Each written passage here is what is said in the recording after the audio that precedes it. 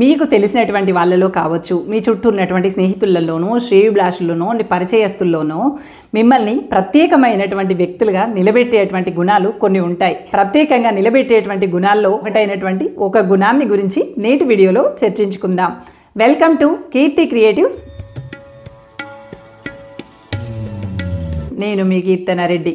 మనుషులన్నాక అసూయ, ద్వేషము, కొన్ని సందర్భాలలో ఒకరి పట్ల మరొకరికి చులకన భావం లాంటివి ఏర్పడవచ్చు. ఇవన్నీ చాలా సహజం. కానీ అవి ఏర్పడినప్పుడు మనం ఇతరులతో ఎలా ప్రవర్తిస్తున్నాము అనేది చాలా ముఖ్యమైనటువంటి విషయం అన్నమాట. సహజంగా ఎవరైనా కోపం రాగానే అరుస్తూ ఉంటాము. ఈర్ష్య రాగానే వెంటనే ఈర్ష్యకు సంబంధించినటువంటి అంశాన్ని చెప్పి వాళ్ళు ఇలా చేశారు, అలా చేశారు అని చెప్తూ ఉంటాము. ఒకవేళ అసూయ కలిగిందా వాళ్ళపైన ద్వేషం పెంచుకొని వాళ్ళని ఏదో ఒక వక్రమైనటువంటి మాటలని ఇబ్బంది పెడుతూ ఉంటాం. ఇలా మనకి కలిగినటువంటి ఫీలింగ్స్ అన్నింటినీ ఏదో ఒక సందర్భంలో ఏదో ఒక అంశాన్ని ఆధారంగా చేసుకొని వాళ్ళకి బాధ కలిగించడం అనేది చేరవేస్తూ ఉంటారన్నమాట.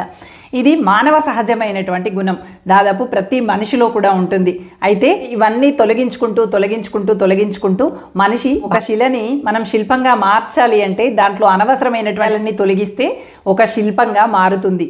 అలాగే మన లోపల పుట్టేటువంటి అనవసరమైనటువంటి భావోద్వేగాలన్నీ తొలగించుకుంటూ వెళితే ఖచ్చితంగా ఒక ప్రత్యేకమైనటువంటి వ్యక్తిగా మిగులుతామన్నమాట.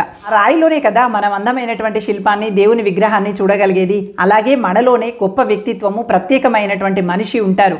కానీ మనకు కావాల్సిందల్లా మన లోపల ఉన్నటువంటి చెడు గుణాలను తొలగించుకోవటం.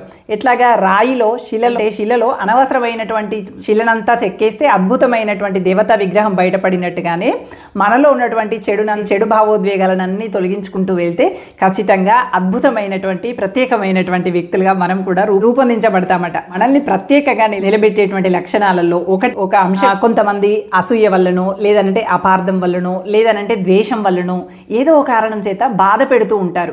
తెలుసో తెలియకో ఇతరులు మన గురించి చెప్పినటువంటి చెడు వినడం ద్వారానో, లేదంటే వాళ్ళకన్నా మనం ఒక స్థాయిలో ఎక్కువగా ఎదగటం వల్లనో, అంటే వాళ్ళని ఎప్పుడైనా మనం తెలుసో తెలియకో బాధ పెట్టి ఉండడం వల్లనో, ఇలా ఏ కారణం వల్లనో ఒక కారణం వల్ల మనల్ని అవమానించడం అనేవి సహజంగానే జరుగుతూ ఉంటాయి. అంతేకాదు పలువురిలో చులకనగా చూడటం అయితే అనేక మార్లు జరుగుతూ ఉంటుంది. అలా జరిగినప్పుడు మనసు చాలా బాధ అనిపిస్తుంది, వేదనకి గురి అవుతుంది, ఒక రకమైనటువంటి ఉద్రేకం వస్తుంది.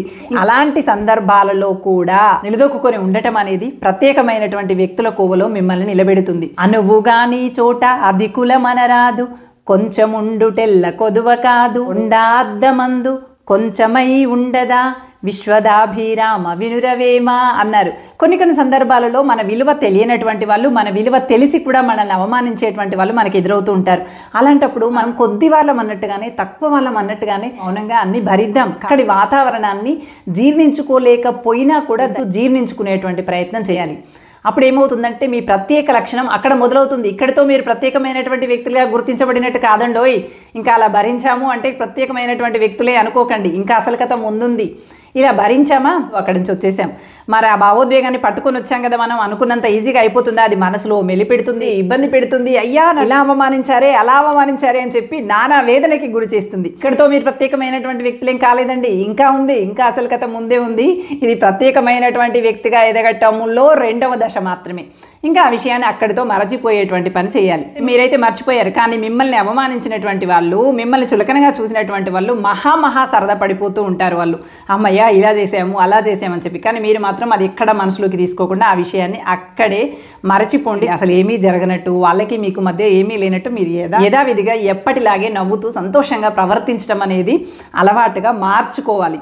ఇక ఇప్పుడే అసలు కథ మొదలయ్యేది.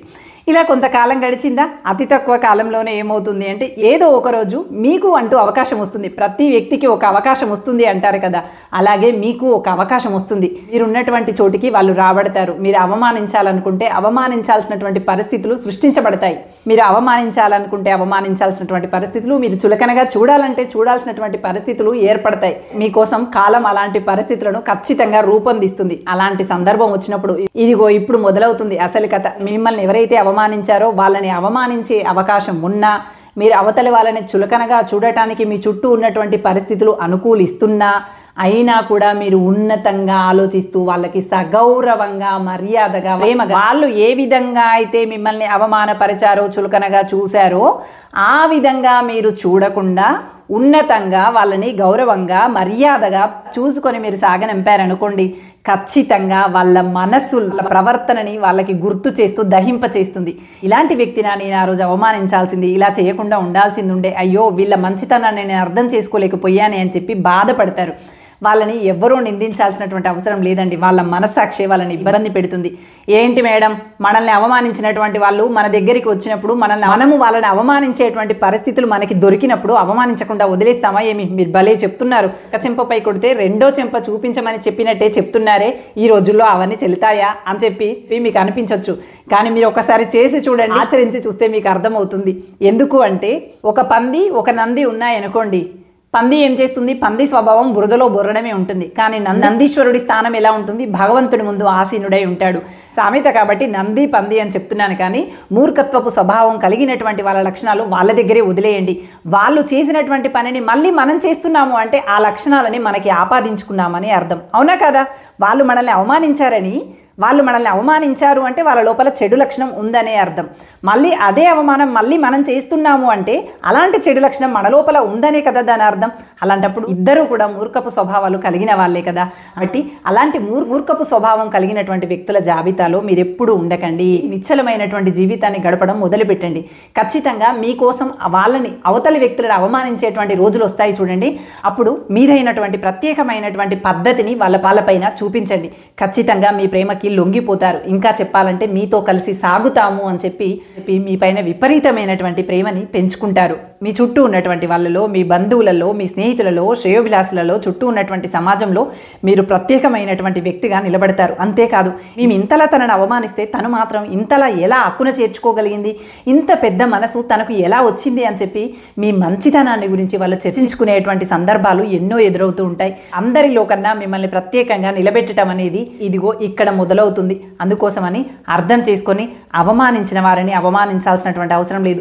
చులకనగా చూసినటువంటి వారి పట్ల మళ్ళీ చులకన భావం చూపించాల్సినటువంటి అవసరం లేదు. మన పట్ల దురుసుగా ప్రవర్తించిన వారి పట్ల మనం దురుసుగా వ్యవహరించాల్సినటువంటి అవసరం లేదు.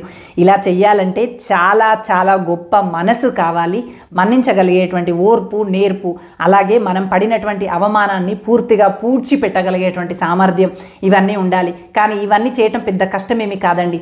కాస్త ప్రయత్నిస్తే నెమ్మదిగా మన లక్షణాలన్నీ అద్భుతమైనటువంటి ప్రత్యేకమైనటువంటి వ్యక్తిగా మనల్ని ఇతరులకు చూపిస్తూ ఉంటాయి. ఎక్కడైతే అవమానించబడ్డామో అక్కడే లేచి నిలబడాలి అంటే మళ్ళీ వాళ్ళని అవమానించమని కాదు, అవమానించిన వారి నోటి వెంటనే పొగిడించుకునేలాగా మన ప్రవర్తన విధానం ఉండాలి. ఇందుకు చాలా విశాల హృదయం కావాలి, చాలా సహనం కావాలి. సంయమనం పాటించడం అనేది మాత్రం మరీ ముఖ్యమైనటువంటి విషయం. ఎందుకంటే మన భావోద్వేగాలు ఆగకుండా గబగబా మాటల రూపంలో ఏదో ఒకటి అనాలని తాపత్రయపడుతూ ఉంటాయి. అప్పుడు కాస్త సంయమనం పాటించి ఓపిగ్గా వాళ్ళు మన పట్ల ఎంత దురుసుగా ప్రవర్తించారో అలా ప్రవర్తించకుండా గౌరవ మర్యాదలతో కనుక ప్రవర్తించినట్లయితే వాళ్ళ లోపల కూడా మార్పు అనేది మొదలవుతుంది. మీ నుండి ఒక మార్పు మొదలై అది ఇంకొకరికి పాకింది అంటే ఒక జ్యోతి మరొక జ్యోతిని వెలిగించినట్టే కదా అండి. అత్యున్నతమైనటువంటి విలువలు కలిగిన అందరికీ ఆదర్శవంతమైనటువంటి జీవితంతో మీరంతా ముందుకు సాగి జీవితంలో మీరు అనుకున్నవన్నీ సాధించాలని కోరుకుంటూ thank you for watching. Bye.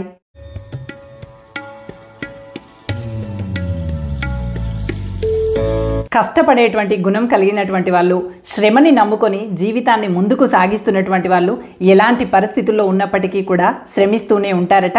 జీవితాన్ని అడుగు అడుగు ముందుకు పయనింపచేస్తూ విజయకేతనం ఎగిరవేయాలని ప్రయత్నాలు చేస్తూనే ఉంటారట.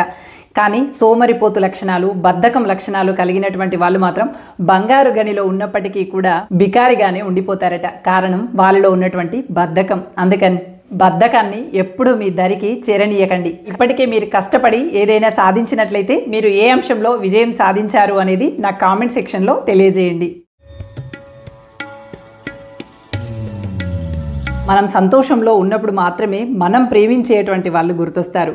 కానీ మనం కష్టంలో ఉన్నప్పుడు మాత్రం మనల్ని ప్రేమించేటువంటి వాళ్ళు గుర్తొస్తారు. ఎందుకు అంటే వాళ్ళు మనల్ని ప్రేమిస్తున్నారు అని మన మనసుకి తెలుసు కాబట్టి, వాళ్ళు మన కష్టాన్ని తీరుస్తారు అనేటువంటి గట్టి నమ్మకం మనకు ఉంటుంది కాబట్టి, కష్టంలో ఉన్నప్పుడు ఖచ్చితంగా మనల్ని ప్రేమించేటువంటి వాళ్ళు మనకి గుర్తొస్తారు. వాళ్ళని ఆశ్రయించాలనేటువంటి ప్రయత్నం చేస్తాము.